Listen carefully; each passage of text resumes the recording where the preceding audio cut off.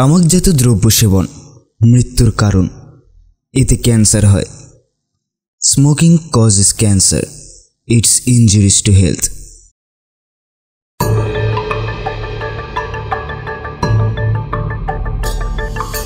বঙ্গ ও বিশ্ব সাহিত্যের কিছু রহস্য ও রোমাঞ্চকর গল্প নিয়ে সাজানো আমাদের এই বিশেষ উপস্থাপনা মিস্টিরিয়াস স্যাটারডে। আজকে মিস্টিরিয়াস স্যাটারডেতে আপনাদের জন্য নিয়ে এসেছি শ্রী বিভূতিভূষণ বন্দ্যোপাধ্যায়ের লেখা অভিশপ্ত। বিভূতিভূষণ বন্দ্যোপাধ্যায়ের জন্ম 1894 সালে 12 সেপ্টেম্বর। বিভূতিভূষণ ছিলেন একজন জনপ্রিয় ভারতীয় বাঙালি সাহিত্যিক। তিনি মূলত উপন্যাস ও ছোট গল্প লিখে খ্যাতি অর্জন করেন। পথের পাঁচালী ও অপরাজিত তার সবচেয়ে বেশি পরিচিত উপন্যাস। অন্যান্য উপন্যাসের মধ্যে আরণ্যক, চাঁদের পাহাড়, আদর্শ হিন্দু হোটেল, ইচ্ছামতি ও অশনি সংকেত বিশেষভাবে উল্লেখযোগ্য। উপন্যাসের পাশাপাশি বিভূতিভূষণ প্রায় 20টি গল্পগ্রন্থ, কয়েকটি কিশোর পাঠ্য উপন্যাস ও ভ্রমণ কাহিনী এবং দিনলিপিও রচনা করেন। বিভূতিভূষণ বন্দ্যোপাধ্যায়ের মৃত্যু 1 নভেম্বর 1950 সালে হয়।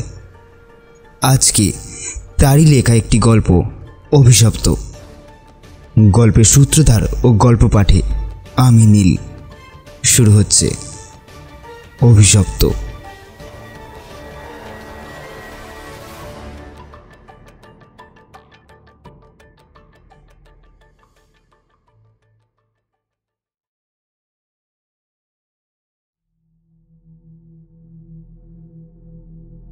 আমার জীবনে সেই এক অদ্ভুত ঘটনা ঘটেছিল সেবার। বছর 3 আগের কথা। আমাকে বরিশালের ওধারে যেতে হয়েছিল একটা কাজে। ও অঞ্চলের একটা গঞ্জ থেকে বেলা প্রায় 12টার সময় নৌকায় উঠলাম। আমার সঙ্গে এক নৌকায় বরিশালের এক ভদ্রলোক ছিলেন। গল্পে গুজবে সময় কাটতে লাগলো। সময়টা পুজোর পরেই। দিনটা সারাদিন মেঘলা মেঘলাই কেটে গেল।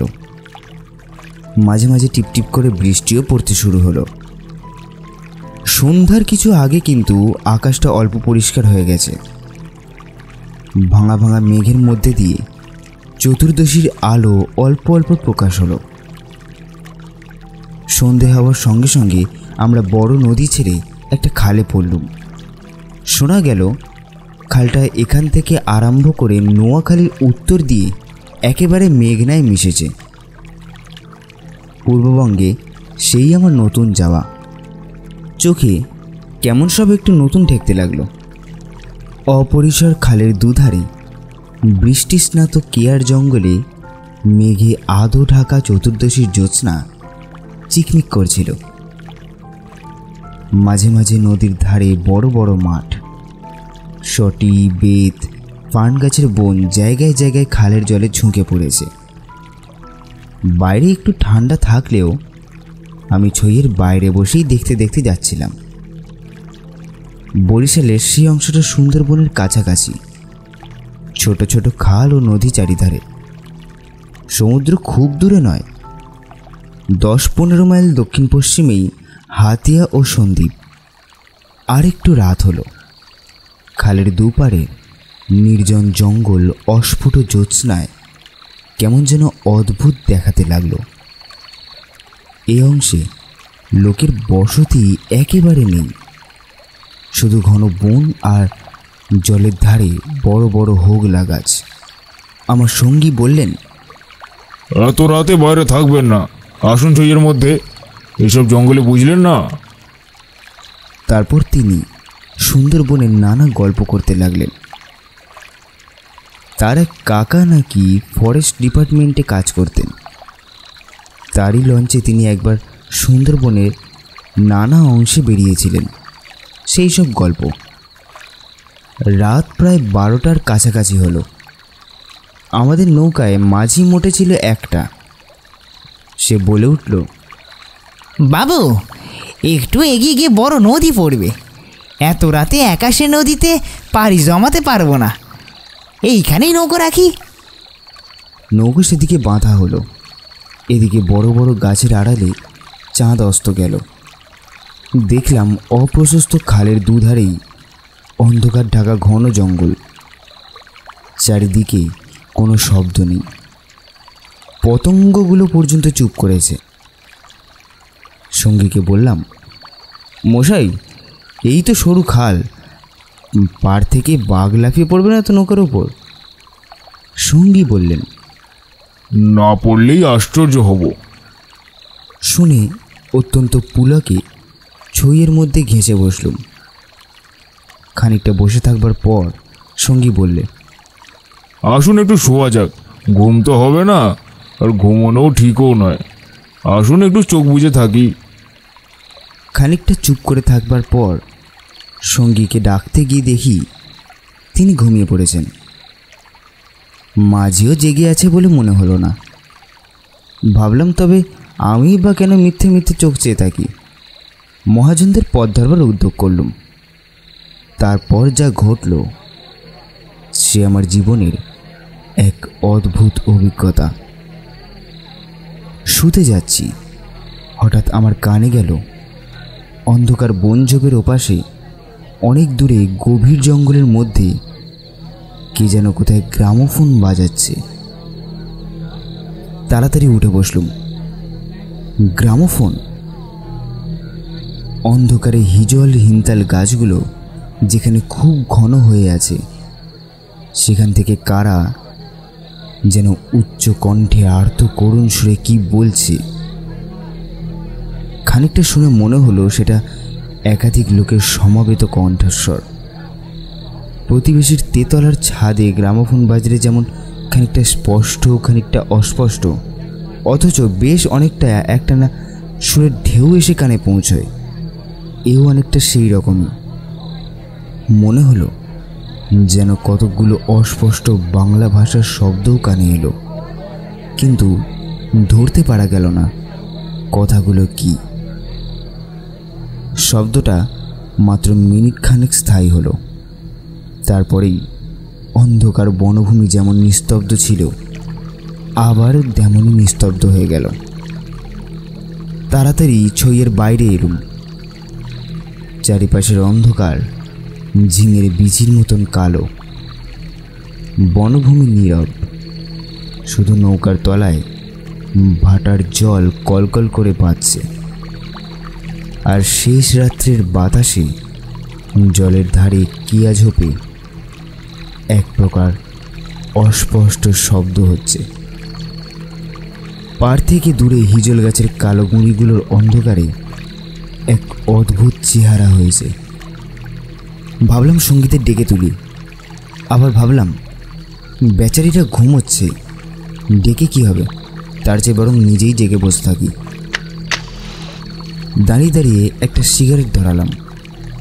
তারপর আবার ছইয়ের মধ্যে ঢুকতে যাব, এমন সময় সেই অন্ধকারে ঢাকা বিশাল বনভূমির কোনো অংশ থেকে সুস্পষ্ট উচ্চ আর্ত করুণ ঝিঝি পোকার ড্রবের মতো তীক্ষ্ণ স্বর তীরের মতো জমাট অন্ধকারের বুক চিরে আকাশে উঠল।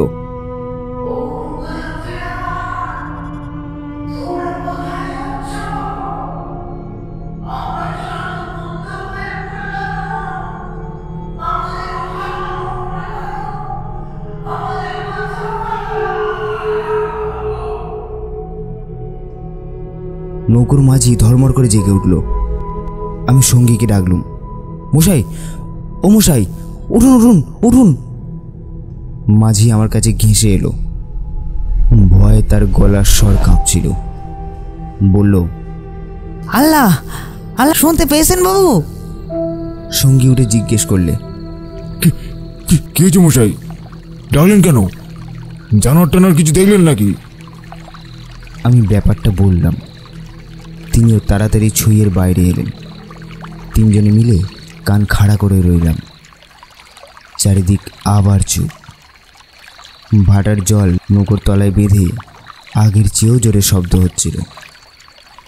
সঙ্গী মাঝিকে জিজ্ঞেস করলেন, এটা কি তবে? হ্যাঁ বাবু, মাই কীর্তিপাশার ঘর। তবে তুই এত রাত্রে এখানে নৌকা রাখলি কেন? বেবকুব কোথাকার! 3 জন আসি বলেই লিখেছিলাম বাবু, ভাটার টানে নৌকো পিছিয়ে নেওয়ার জো ছিল না। কথাবার্তার ধরন শুনে সঙ্গীকে বললুম, কি মশাই, কি ব্যাপার, আপনি কিছু জানেন নাকি? ভয় যত না হোক, বিস্ময়ে আমরা কেমন হয়ে গিয়েছিলাম। সঙ্গী বললে, ওরে তোর সেই কেরোসিনের ডিবেটা জ্বাল, আলো জেলে বসে থাকা যাক, রাত এখনো অনেক বাকি। মাঝিকে বললাম, তুই শব্দটা শুনতে পেয়েছিলি? সে বলল, হ্যাঁ বাবু, আওয়াজ কানে গিয়েই তো আমার ঘুম ভেঙে গেল। আমি আরও দুবার নৌকো বেয়ে যেতে যেতে ও ডাক শুনেছি। সঙ্গী বলল, এটাই অঞ্চলের এক অদ্ভুত ঘটনা। তবে এই জায়গাটা সুন্দরবনের সীমানায় বলে আর এই অঞ্চলে কোনো লোকালয় নেই বলে শুধু নৌকোর মাঝিদের কাছেই এটা সুপরিচিত। আর এর পেছনে একটা ইতিহাস আছে, সেটা অবশ্য নৌকার মাঝিদের পরিচিত নয়। সেটা আপনাকে বলি, শুনুন। তারপর কেরোসিনের ডিবার আলোয় অন্ধকার বনের বুকের মধ্যে বসে সঙ্গীর মুখে কীর্তিপাশার গড়ের ইতিহাসটা শুনতে লাগলাম। 300 বছর আগের কথা। মুনিম খাঁ তখন গৌড়ের সুবাদার। এই অঞ্চলে তখন 12 ভূঁইয়ার 2 প্রতাপশালী ভূঁইয়া রাজা রামচন্দ্র রায় ও ইশাখা মসনদী আলীর খুব প্রতাপ। মেঘনার মোহনার বাইরে সমুদ্র, যাকে এখন সন্দ্বীপ চ্যানেল বলে। সেখানে তখন মগ আর পর্তুগিজ জলদস্যুরা শিকারের খোঁজে ওত পেতে বসে থাকত। সে সময় এখানে এরকম বন জঙ্গল ছিল না। এই সমস্ত জায়গা তখন কীর্তি রায়ের অধিকারে ছিল। এইখানে তার সুদৃঢ় দুর্গ ছিল। মগ জলদস্যুদের সঙ্গে তিনি অনেকবার লড়েছিলেন। তার অধীনে সৈন্য সামন্ত, কামান, যুদ্ধের কোষা সবই ছিল। সন্দ্বীপ তখন ছিল পর্তুগিজ জলদস্যুদের প্রধান আড্ডা। এদের আক্রমণ থেকে আত্মরক্ষা করবার জন্যে এই অঞ্চলের সকল জমিদারকেই সৈন্যবল দৃঢ় করে গড়তে হতো। এ বনের পশ্চিম ধার দিয়ে তখন আর একটা খাল বড় নদীতে পড়ত। বনের মধ্যে তার চিহ্ন এখনও আছে। কীর্তি রায় অত্যন্ত অত্যাচারী এবং দুর্ধর্ষ জমিদার ছিলেন। তার রাজ্যে এমন সুন্দর মেয়ে কমই ছিল যে তার অন্তঃপুরে একবার না ঢুকেছে। তাছাড়া তিনি নিজেও এক প্রকার জলদস্যুই ছিলেন। তার নিজের অনেকগুলো বড় ছিপ অর্থাৎ ছোট নৌকো ছিল। আশেপাশের জমিদারি, এমনকি নিজের জমিদারির মধ্যেও সম্পত্তিশালী গৃহস্থের ধন রত্ন, স্ত্রী কন্যা লুটপাট করা রূপ মহৎ কার্যে সেগুলো ব্যবহৃত হতো। কীর্তি রায়ের পাশের জমিদারি ছিল কীর্তি রায়ের এক বন্ধুর। এরা ছিলেন চন্দ্রদ্বীপের রাজা রামচন্দ্র রায়দের পৌনিদার। অবশ্য সে সময় অনেক পৌনিদারের ক্ষমতা এখনকার স্বাধীন রাজাদের চেয়েও বেশি ছিল। কীর্তি রায়ের বন্ধু মারা গেলে তার তরুণ বয়স্ক পুত্র নরনারায়ণ রায় পিতার জমিদারির ভার পান। নরনারায়ণ রায় তখন সবে যৌবনে পদার্পণ করেছেন। অত্যন্ত সুপুরুষ, বীর ও শক্তিমান। নরনারায়ণ কীর্তি রায়ের পুত্র চঞ্চল রায়ের সমবয়সী ও বন্ধু। সেবার কীর্তি রায়ের নিমন্ত্রণে নরনারায়ণ রায় তার রাজ্যে দিন কতকের জন্য বেড়াতে এলেন। চঞ্চল রায়ের তরুণী পত্নী লক্ষ্মীদেবী স্বামীর বন্ধু নরনারায়ণকে দেবরের মতো স্নেহের চোখে দেখতে লাগলেন। 2-1 দিনের মধ্যেই কিন্তু সে স্নেহের চোটে নরনারায়ণকে বিব্রত হয়ে উঠতে হলো। নরনারায়ণ রায় তরুণ বয়স্ক হলেও একটু গম্ভীর প্রকৃতির। বিদ্যুৎ চঞ্চলা তরুণী বন্ধুপত্নীর ব্যঙ্গ পরিহাসে গম্ভীর প্রকৃতি নরনারায়ণের মান বাঁচিয়ে চলা দুষ্কর হয়ে পড়ল। স্নান করে উঠছেন, মাথার তাজ খুঁজে পাওয়া যায় না। নানা জায়গায় খুঁজে হয়রান হয়ে তার আশা ছেড়ে দিয়ে বসে আছেন। হঠাৎ কখন নিজের বালিশ তুলতে গিয়ে দেখেন তার নিচেই তার চাপা পড়ে আছে। যদিও এর আগেও তিনি বালিশের নিচে খুঁজেছেন। তার প্রিয় তলোয়ারখানা দুপুর থেকে বিকেলের মধ্যে 5 বার হারিয়ে গেল। আবার 5 বারই সম্পূর্ণ অপ্রত্যাশিত স্থান থেকে খুঁজে পাওয়া গেল। তাম্বুলে এমন সব দ্রব্যের সমাবেশ হতে লাগলো যা কোনো কালেই তাম্বুলের উপকরণ নয়। তরল মস্তিষ্ক বন্ধু পত্নীকে কিছুতেই এঁটে উঠতে না পেরে অত্যাচার জর্জরিত নারায়ণ রায় ঠিক করলেন তার বন্ধুর স্ত্রীটি ছিটগ্রস্ত। বন্ধুর দুর্দশায় চঞ্চল রায় মনে মনে খুব খুশি হলেও বাইরে স্ত্রীকে বললেন, 2 দিনের জন্য এসেছে বেচারি, ওকে তুমি যেরকম বিব্রত করে তুলেছ ও আর কখনো এখানে আসবে না। দিন কয়েক এরকম কাটার পর কীর্তি রায়ের আদেশে চঞ্চল রায়কে কী কাজে হঠাৎ গৌড়ে যাত্রা করতে হলো। নরনারায়ণ রায় ও বন্ধুপত্নী কখন কি করে বসে সে ভয় দিন কতক অবস্থায় কাল যাপন করবার পর নিজের বজরায় উঠে হাঁপ ছেড়ে বাঁচলেন। যাওয়ার সময় লক্ষ্মীদেবী বলে দিলেন, এবার আবার যখন আসবে ভাই, এমন একটি বিশ্বাসী লোক সঙ্গে এনো যে রাত দিন তোমার জিনিসপত্র ঘরে বসে চৌকি দেবে, বুঝলে তো? নারায়ণ রায়ের বজরা রায়মঙ্গলের মোহনা ছাড়িয়ে যাওয়ার একটু পরে জলদস্যুদের দ্বারা আক্রান্ত হলো। তখন দুপুরবেলা প্রখর রোদে বজরার দক্ষিণ দিকের বিগবলয়ের প্রসারী সানান্য তলোয়ারের মতো ঝকঝক করছিল। সমুদ্রের সেই ধারে এমন কোনো নৌকা ছিল না যারা সাহায্য করতে আসতে পারে। সেটা রায়মঙ্গল আর কালাবদর নদীর মুখ, সামনেই সমুদ্র। সন্দীপ চ্যানেল জলদস্যুদের প্রধান ঘাঁটি। নরনারায়ণের বজরার রক্ষীরা কেউ হত হলো, কেউ সাংঘাতিক জখম। নিজে নরনারায়ণ দস্যুদের আক্রমণ প্রতিহত করতে গিয়ে হাঁটুতে কিসের খোঁচা খেয়ে অজ্ঞান হয়ে পড়লেন। জ্ঞান হওয়ার পর তিনি দেখলেন এক অন্ধকার স্থানে শুয়ে আছেন। তার সামনে কি যেন একটা বড় নক্ষত্রের মতন জ্বলছে। খানিকক্ষণ জোরে চোখের পলক ফেলবার পর তিনি বুঝলেন যাকে নক্ষত্র বলে মনে হয়েছিল তা আসলে একটি ছোট জানলা থেকে আসা বাইরের আলো। নরনারায়ণ দেখলেন তিনি একটি অন্ধকার কক্ষের আর্দ্র মেঝের ওপর শুয়ে আছেন। ঘরের দেওয়ালে স্থানে স্থানে শ্যাওলার দল গজিয়েছে। আরও কদিন আরও রাত কেটে গেল। কেউ তার জন্য কোনো খাবার আনলেন না। তিনি বুঝলেন যারা তাকে এখানে এনেছে তাকে না খেতে দিয়ে মেরে ফেলাই তাদের উদ্দেশ্য।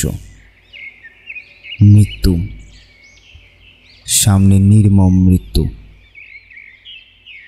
সেদিনটাও কেটে গেল আঘাতজনিত ব্যথায় এবং ক্ষুধা তৃষ্ণায় অবসন্ন দেহ। নরনারায়ণের চোখের সামনে থেকে জানলা থেকে আসা শেষ দিনের আলো মিলিয়ে গেল।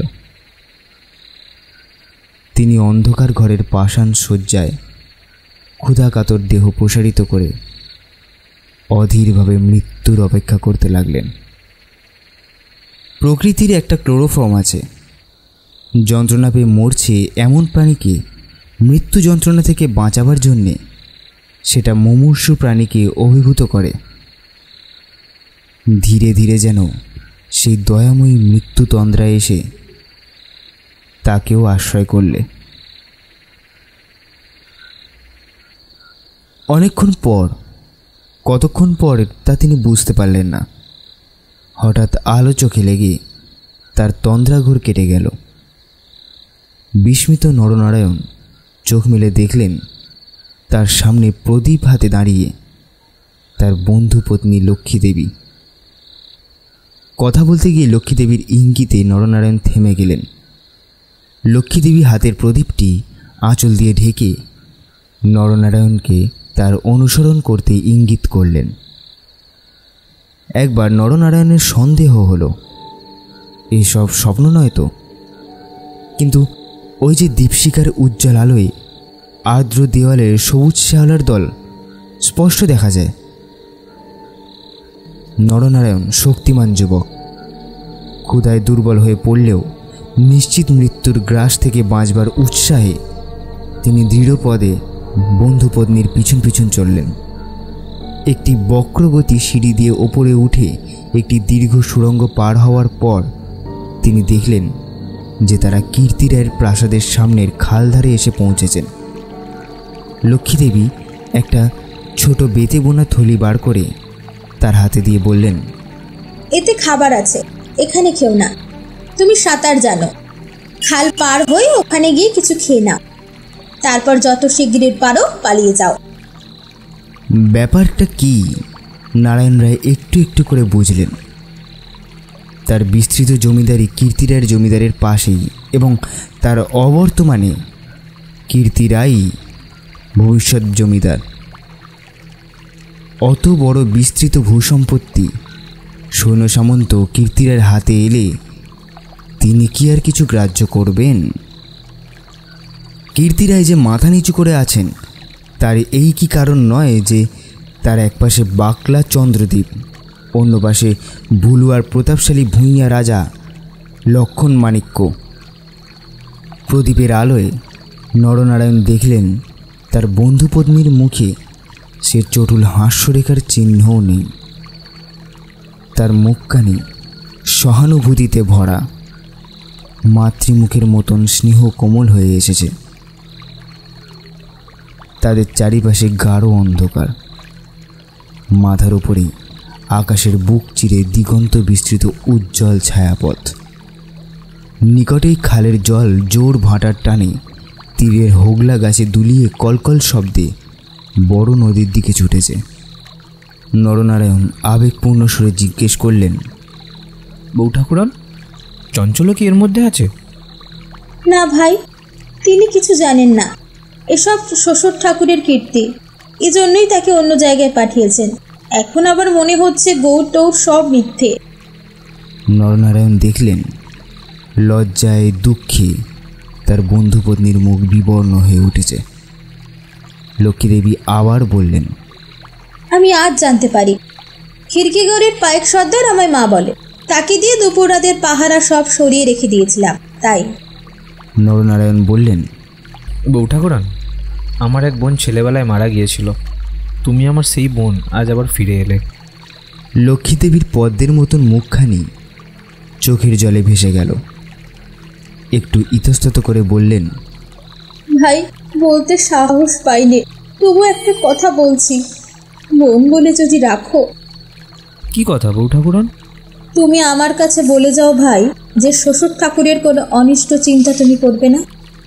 নরনারায়ণ রায় একটু ভাবলেন, তারপর বললেন, তুমি আমার প্রাণ দিলে বউ ঠাকুরন, তোমার কাছে বলে যাচ্ছি, তুমি বেঁচে থাকতে আমি তোমার শ্বশুরের কোনো অনিষ্ট চিন্তা করব না। বিদায় নিতে গিয়ে নরনারায়ণ রায় একবার জিজ্ঞেস করলেন, বউ ঠাকুরন, তুমি ফিরে যেতে পারবে তো? লক্ষ্মীদেবী বললেন, আমি ঠিক যাব। তুমি কিন্তু যতদূর পারো সাঁতরে গিয়ে তারপর ডাঙায় উঠে চলে যেও। নরনারায়ণ রায় সেই ঘন কৃষ্ণ অন্ধকারের মধ্যে নিঃশব্দে খালের জলে পড়ে মিলিয়ে গেলেন।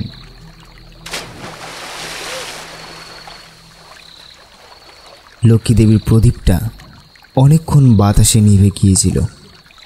তিনি অন্ধকারের মধ্যে দিয়ে শ্বশুরের গড়ের দিকে ফিরলেন।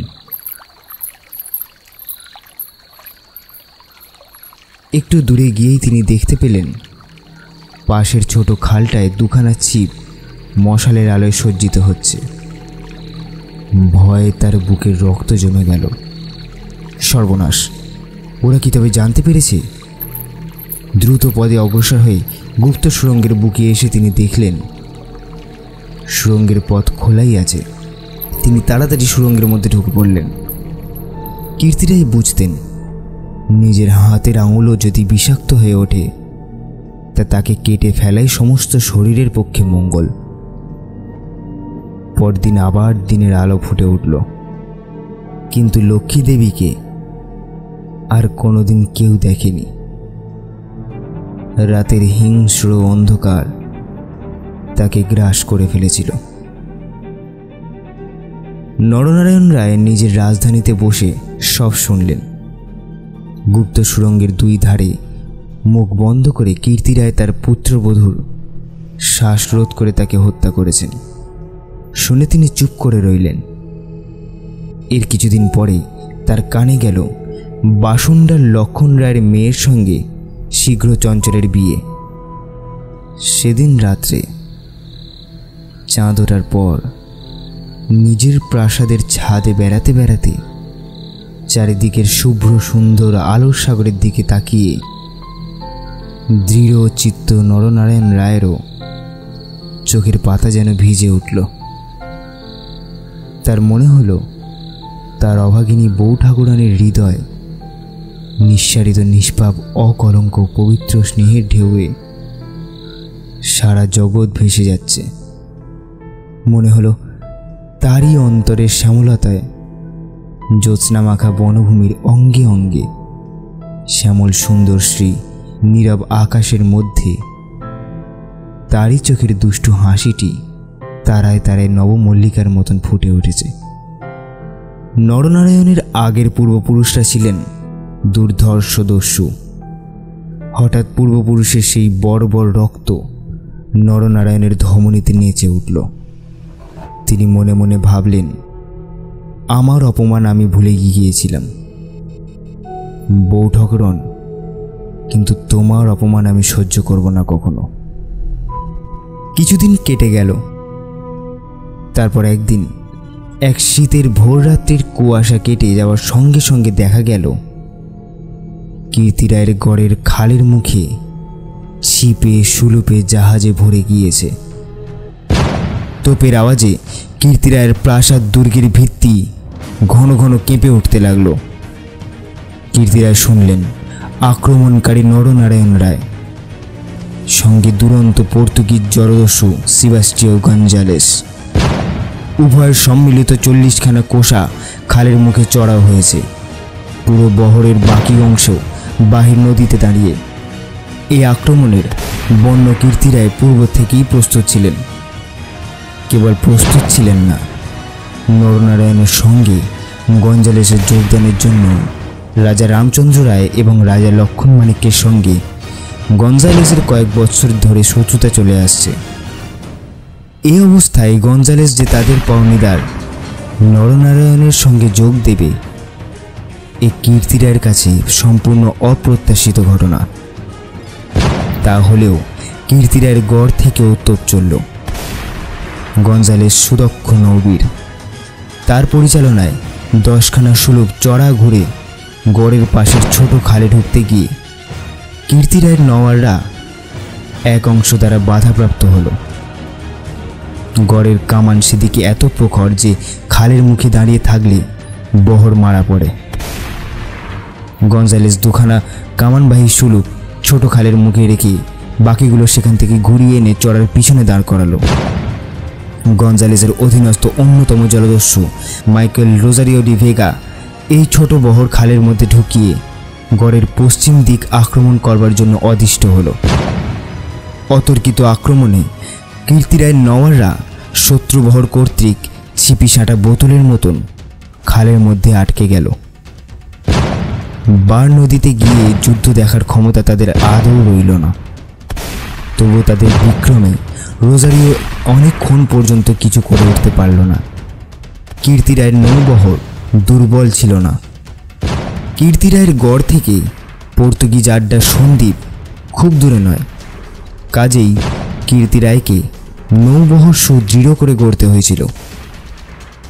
বৈকালের দিকে রোজারিওর কামানের মুখে গড়ের পশ্চিম দিকটা একেবারে হুমড়ি খেয়ে পড়ে গেল। নরনারায়ণ রায় দেখলেন প্রায় 30খানা কোষা জখম অবস্থায় খালের মুখে পড়ে। কীর্তি রায়ের গড়ের কামানগুলো সব চুপ। নদীর দুপার ঘিরে সন্ধ্যা নেমে এসেছে। উপরে নিস্তব্ধ নীল আকাশ, কেবলমাত্র এক ঝাঁক শকুনি কীর্তি রায়ের গড়ের উপর চক্রাকারে ঘুরছে। হঠাৎ বিজয় উন্মত্ত নরনারায়ণ রায়ের চোখের সামনে বন্ধু পত্নীর বিদায় রাতের সন্ধ্যার পদ্মের মতো বিষাদ ভরা ম্লান মুখখানি, কাতর মিনতিপূর্ণ সেই চোখ দুটি মনে পড়ল। তীব্র অনুশোচনায় তার মন তখনই ভরে উঠল। তিনি করেছে কি? এইরকম করে কি তিনি তার স্নেহময়ী প্রাণদাত্রীর শেষ অনুরোধ রাখতে এসছেন? নরনারায়ণ রায় হুকুম জারি করলেন, কীর্তি রায়ের পরিবারের এক প্রাণীরও যেন প্রাণহানি না হয়। একটু পরেই সংবাদ এলো, গড়ের মধ্যে কেউ নেই।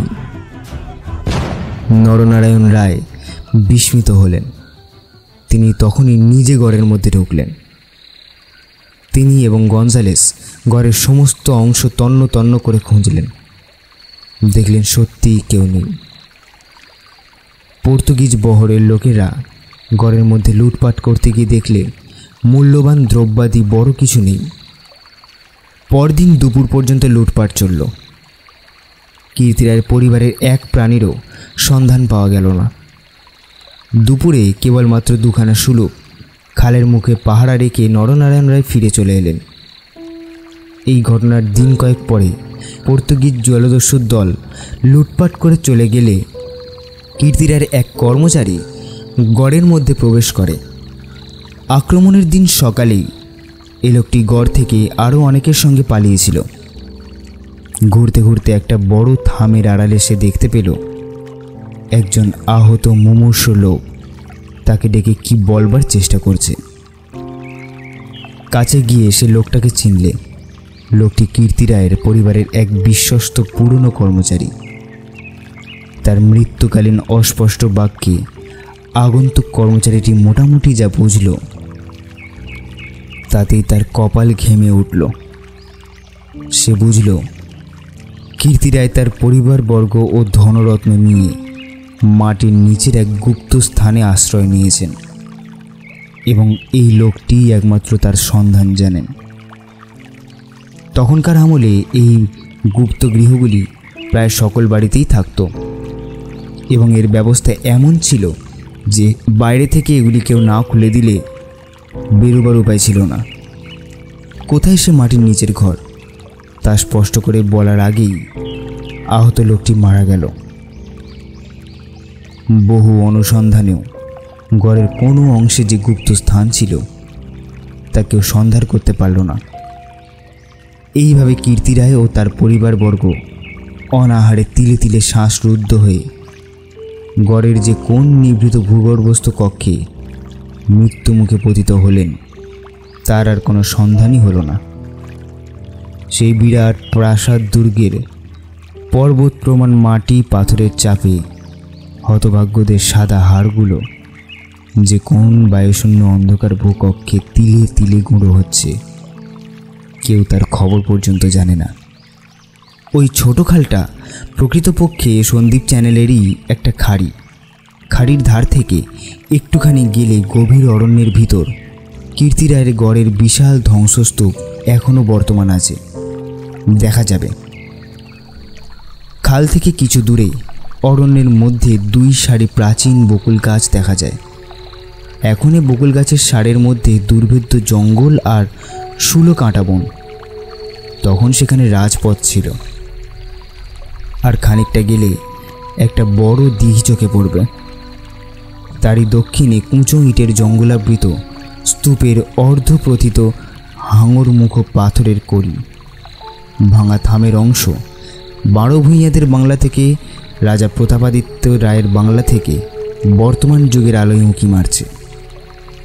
দিঘির যে ইষ্টক সোপানে সকাল সন্ধ্যায় তখন অতীত যুগের রাজা বধূদের রাঙা পায়ের আলোক্ত করাগ ফুটে উঠত। এখন সেখানে দিনের বেলায় বড় বড় বাঘের পায়ের থাবার দাগ পড়ে। গোখরো কেউটে সাপের দল ফণা তুলে ঘুরে বেড়ায়। বহুদিন থেকেই এখানে একটা অদ্ভুত ব্যাপার ঘটে থাকে। দুপুর রাতে গভীর বনভূমি যখন নীরব হয়ে যায়, হিনতাল হিজল গাছের কালো গুঁড়িগুলো অন্ধকারে যখন বনের মধ্যে প্রেতের মতো দাঁড়িয়ে থাকে, সন্দীপ চ্যানেলের জোয়ারের ঢেউয়ের আলোক উৎক্ষেপী লোনা জল খাড়ির মুখে জোনাকির মতো জ্বলতে থাকে, তখন খাল দিয়ে নৌকা বেয়ে যেতে যেতে মোম মধু সংগ্রহকেরা কতবার শুনেছে অন্ধকারে বনের এক গভীর অংশ থেকে কারা যেন আর্ত স্বরে চিৎকার করছে।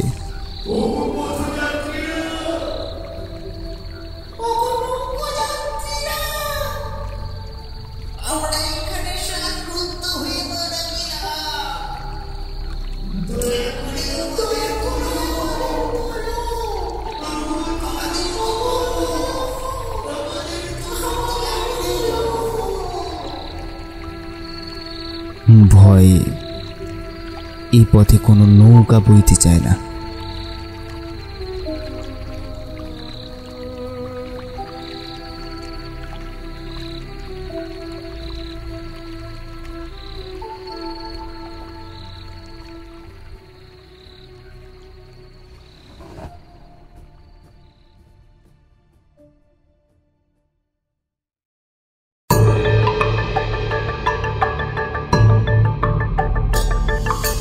শুনলেন আজকের গল্প বিভূতিভূষণ বন্দ্যোপাধ্যায়ের লেখা অভিশপ্ত। গল্পের সূত্রধার ও গল্প পাঠে আমি নীল, সঙ্গী ও মাঝির চরিত্রে আমি নীল, লক্ষ্মী বউ ঠাকুরানের চরিত্রে রায়, নরনারায়ণ রায়ের চরিত্রে সুমন, সাউন্ড এডিটিংয়ে আমি নীল, পোস্টার ডিজাইন সুমন। গল্পটি আপনাদের কেমন লাগলো সেটা অবশ্যই কমেন্ট করে জানাবেন। এরকম আরও নতুন নতুন রহস্য ও রোমাঞ্চকর গল্প শুনতে আমাদের চ্যানেলটি অবশ্যই সাবস্ক্রাইব করুন। ফিরে আসব প্রত্যেক শনিবার নানান ধরনের রোমাঞ্চকর গল্প নিয়ে। শুনতে থাকুন মিস্টিরিয়াস স্যাটারডে।